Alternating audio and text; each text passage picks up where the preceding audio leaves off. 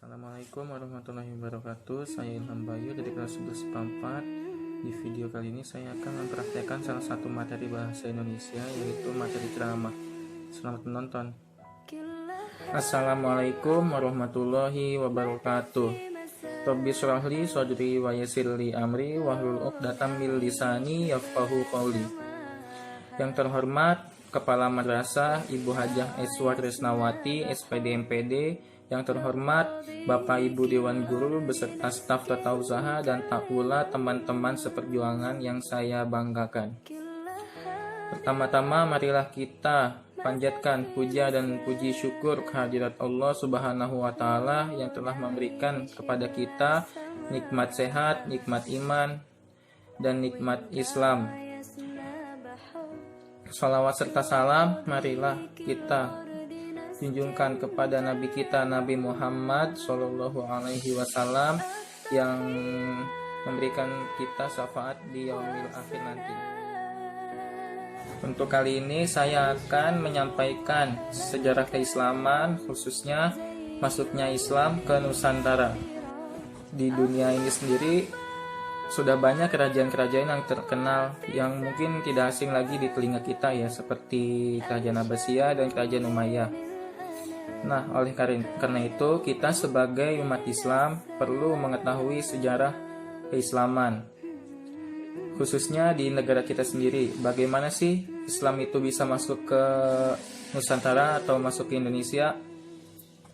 Nah, saya kali ini akan membahas tentang itu, yaitu tentang masuknya Islam ke Indonesia. Mungkin banyak ilmuwan yang sudah meneliti tentang perkembangan Islam, khususnya kapan Islam masuk ke Nusantara atau ke Indonesia ini. Ada yang beranggapan bahwa Islam masuk ke tanah air atau ke Indonesia ini itu pada abad ke-14.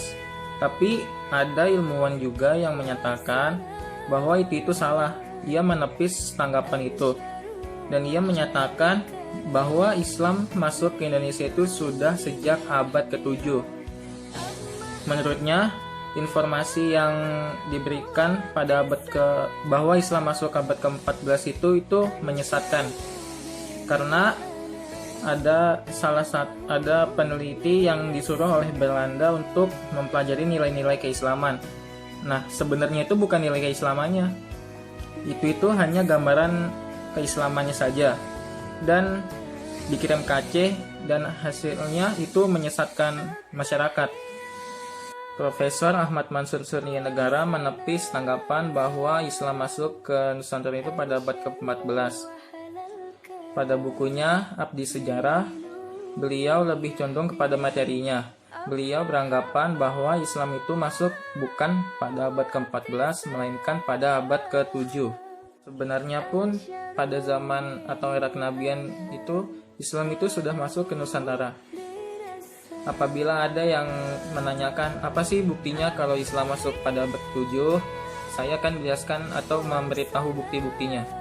Jika ada yang bertanya apa sih buktinya Islam masuk ke Nusantara pada abad ke-7, nah buktinya itu pada suatu saat atau pada suatu hari ditemukanlah makam seorang syekh yang bernama Syekh Mukauddin. Makam tersebut terletak di kota Baros 114 km ke arah Tapanuli. Makam tersebut pada nisannya tertuliskan tulisan Arab. Semenjak itulah beliau menganggap Islam itu masuk ke Nusantara atau masuk ke Indonesia itu pada abad ke-7.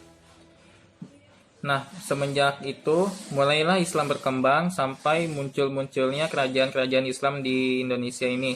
Sebenarnya yang masuk ke abad 14 itu bukan Islam masuk ke Indonesianya, tapi melainkan kerajaan-kerajaan yang muncul ke Indonesia itu pada abad ke-14. Jadi ingat ya, bukan Islam masuk ke Indonesia abad ke-14, tapi kerajaan-kerajaan Islamnya yang mulai berdiri di Indonesia itu pada abad ke-14. Jadi simpulannya Islam masuk ke Nusantara ini pada abad ke-7, bukan abad 14.